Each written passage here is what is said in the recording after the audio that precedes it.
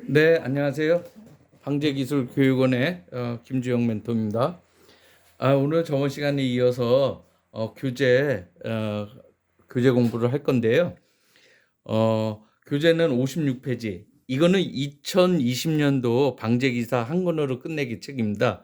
물론 이제 2021년도 책도 나왔지만은 2021년 책도 이 책하고 거의 동일합니다. 그래서 약간 밀렸다든지 뭐 이제 그런 차이만 있지, 내용은 그대로 있으니까는 여러분께서 뭐 그 책으로 공부하시나 이 책으로 공부하나 큰 차이가 없을 겁니다. 이제 그래서 간단하게 법령 제도부터 한번 파악해 보고 가도록 하겠습니다. 예, 56페이지에 이렇게 지침이라든지 매뉴얼 현황들이 있는데, 뭐 요 예상 문제, 재난관리 비축 관리계획 수리 지침의 내용으로 가장 옳지 않은 거, 요 정도는 그냥 한 번 정도 읽어보시면 될 것 같고요. 자, 재영향 평가 등의 협의 실무 지침이 있어요. 이거는 여러분 중요합니다.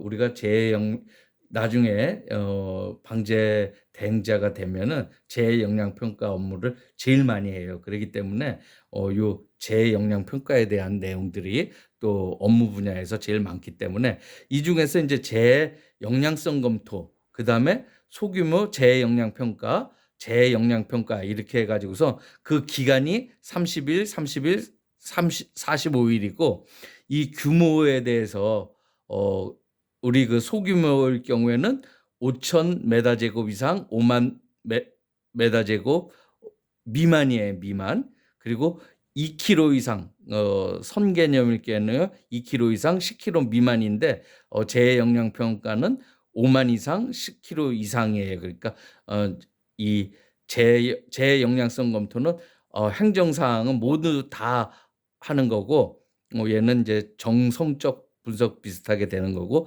얘네들은 이제 정량적 분석인데 이렇게 좀 평가하는 내용들이 있으니까 이건 반드시 여러분 꼭 외워두셔야 됩니다. 그리고 2차 문제에서도 나올 수가 있으니까 반드시 꼭 알아두시고요.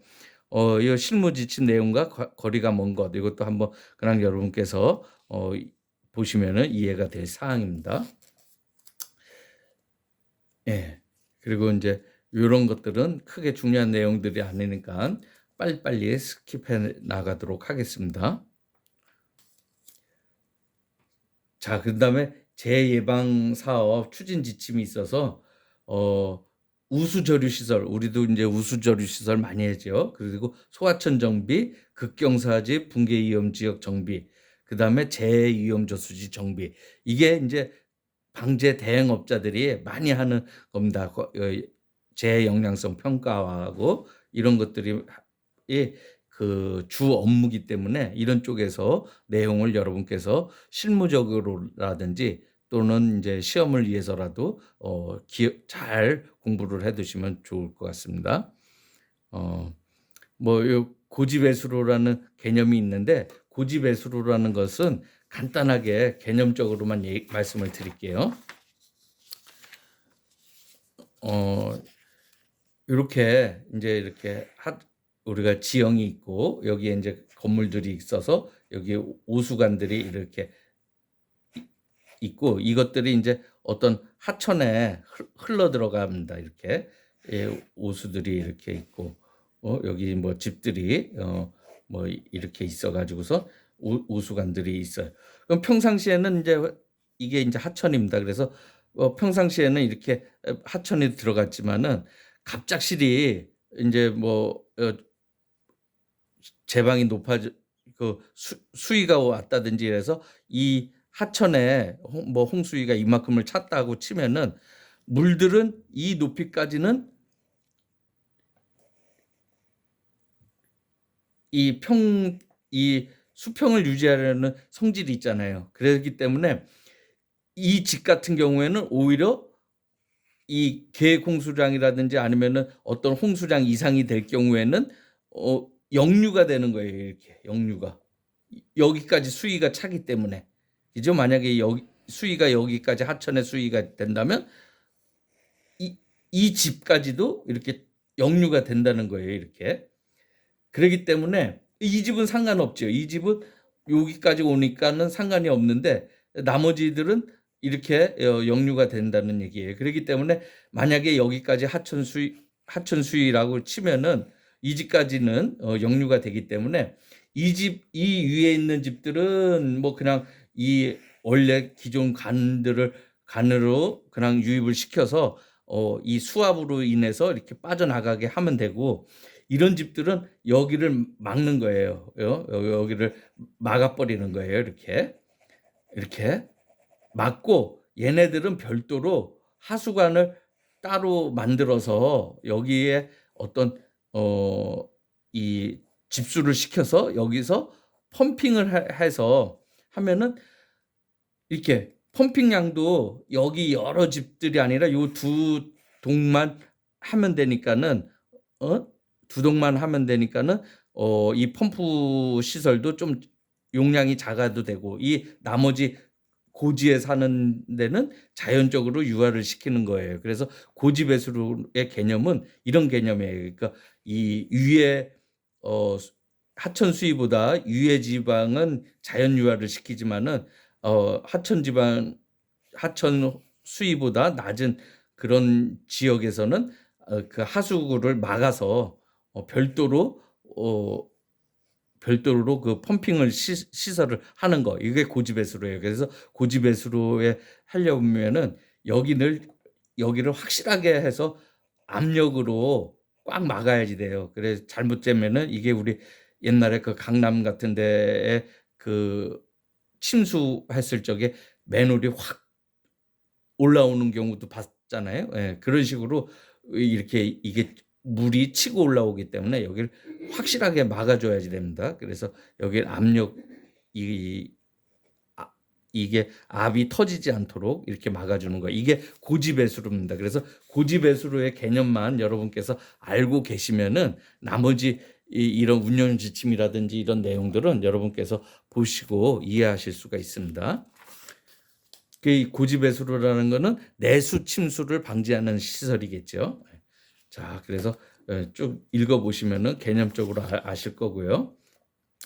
자, 그 다음에 우리가 그 재위험이 나서 그 재 지역으로 해가지고선 공사를 했어요. 그리고 공사를 하고 끝나면은 그 행정이 어떻게 소비됐는지, 그 재원이 어떻게 소비됐는지 모르잖아요. 그러니까 이런 복구 사업이 제대로 됐는지 안 됐는지 평가하는 게 있어요. 그래서 요 행정안전부 지침이 있는데 여기에 상당히 중요한 내용들이 많아요. 재저감성 평가라든지 지역 경제 발전성 평가, 그다음에 지역 주민 쾌적성 평가, 이 세 가지를 평가를 해요. 그런데 이게 재저감성이라는 것은 재해가 일어나는 위험이 얼만큼 사라졌느냐 이러는 것을 보고, 경제 발전성이라는 것은 이게 재복구 사업을 함으로써 지역 경제가 어떻게 발전이 되느냐, 이런 말들이에요. 그래서 이 말들이 서로 혼돈돼서 문제가 많이 나와요. 1차 문제의 경우 쾌적성 평가인데 이 발전성 평가라고 말을 한다든지, 아니면은 저감성 평가라고 말을 한다든지, 이렇게 말을 바꿔서 나오는 경우가 많거든요. 그래서 이거는 어떤 이 우리가 말하는 토목 분야라기보다는 국어 시험 비슷하게 나오는 경우가 있어요. 재저감성 평가라는 말이 주민을 뭐 향상을 했다, 생활 개선을 했다, 이렇게 틀린 것을 골라라 이러면은 이제 그런 것을 골라내시면 돼요. 그리고 이 평가 대상은 300억 이상, 1000동 이상, 이거 반드시 기억을 하셔야 되고요. 평가 내용들은 이렇게 한번 보시면 되고, 그래서 이거 아주 중요한 내용이니까 꼭 숙지를 하셔야 됩니다. 예. 그다음에 나머지는 이렇게 읽어보시고, 그다음에 이제 위기 매뉴얼이 있어요. 매뉴얼은 이 재난 및 안전관리 기본법에 위기관리 표준 매뉴얼이 있고, 위기 대응 실무 매뉴얼이 있고, 현장 조치 행동 매뉴얼이 있어요. 그래서 이거는 어떤 국가 차원에서 또는 이거는 실무적인 차원에서 만든 거니까는 이게 재난 주관 기관과 작성 기관에서 만드는 겁니다. 그래서 위기관리 표준 매뉴얼, 이 매뉴얼이 있다는 세 종류 매뉴얼을 확실하게 기억하시고 이거는 어디서 만들고 어떻게 운영을 하는다, 이것들을 기억을 해 두실 필요가 있습니다. 매우 중요합니다. 자, 그리고 인제 이런 매뉴얼 상에 뭐 이렇게 나온다 이러면 적조 같은 경우에는 해수부예요. 해수부고, 녹조 같은 경우, 녹조라는 건 하천에서 일어나잖아요. 그러니까 얘는 환경부예요. 그죠?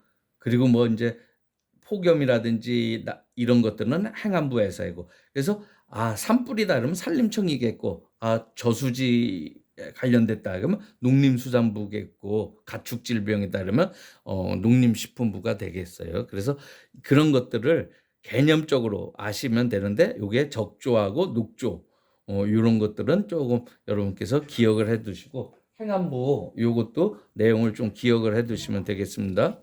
자, 그리고 위 위기 매뉴얼은 여러분 성격 한번 읽어 보시면 되고, 나머지 부분들은 쭉 한번 읽어 보시면은 여러분이 이해를 하실 겁니다. 이해를 하실 거고, 여러분께서 인제 이 방제 기사를 따시면은 방제 관리 대책 대행자, 요거는 인제 물론 인증 시험을 봐야지 됩니다. 그래서 교육을 받고 한 165만 원, 한 170만 원 돈을 받고 교육을 받고 3주 정도 됩니다. 그래서 3주 후 170만 원 정도의 교육을 받으면 방제 인증 시험 볼 수 있는 자격이 주어져요. 그래서 방제 인증 시험을 보게 돼서, 그래서 여기서 여러분이 시험에 합격되면은 여러분께서 이런 재해 영향 평가라든지 아니면 여러 가지 이 우수 종합 우수 계획이라든지 이런 것들을 할 수 있는, 이 등록 업무를 할 수 있는 것들을 해요. 그래서 여러분께서 이렇게 하고, 방제 기사는 재해의 이런 영향 평가를 하고 이랬던 것이 제대로 어 이 수행되는지, 이런 것들을 사후 재해 영향 뭐라 그럴까요? 그 관리를 하는 그런 어 업을 할 수가 업을 하게끔 인제 제도가 점점 바뀌어 가고 있어요. 그래서 방제 기사가 고렇게 해서 제 역할을 찾아갈 것 같습니다. 자, 그래서 요거를 한번 쭉 읽어 보시면 될 것 같고요. 재난 및 안전관리 기본법, 요거 뭐 시행령하고 이렇게 보시면 되고요. 이런 그 조직, 중앙안전관리위원회, 중앙재난안전대책본부, 그러니까 재난이 일어났을 때 중앙에서 하는 안전관리위원회는 어떤 제도를 만드는 거, 재난안전대책본부는 재난이 발생했을 때 복구라든지 대응의 개념이에요. 그리고 상황실이 있다든지. 그래서 중앙안전관리위원회의 위원장은 국무총리가 되겠고, 중앙재난안전대책본부는 행정안전부 장관이 보통은 돼요. 근데 재난이 너무 크다든지 코로나 같이 이렇게 큰 경우에는 행정안전부 장관이 국무총리로 위원장을 하도록 건의를 해가지고 국무총리가 하게 되죠. 예. 자, 그래서 여러분께서 이렇게 인제 이렇게 읽어 보시면은 쭉 될 거고, 이런 우리의 그 재난은 예방, 대비, 대응, 복구.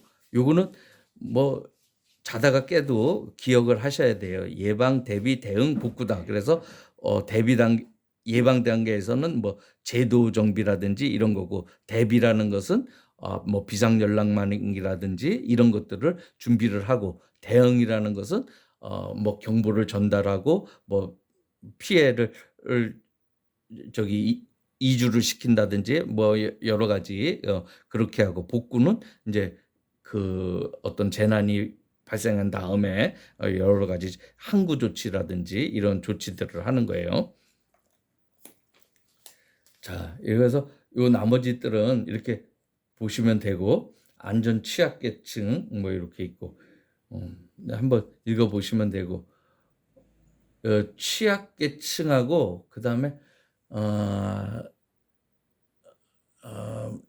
이 말이 좀 9 세하고 13 세하고 이게 있는데, 요게 인제 안전 뭐 취약계층하고 근데 9 세하고 65 세, 노인은 65 세, 어린이는 9 세이라 그러고 그다음에 13 세라는 게 있어요. 그거는 이제 뒤에 보시면은 나오실 거 있으니까는 그때 보시면 되고 하여간 9 세하고 65세 요걸로 기억을 해 두시면 될 것 같습니다.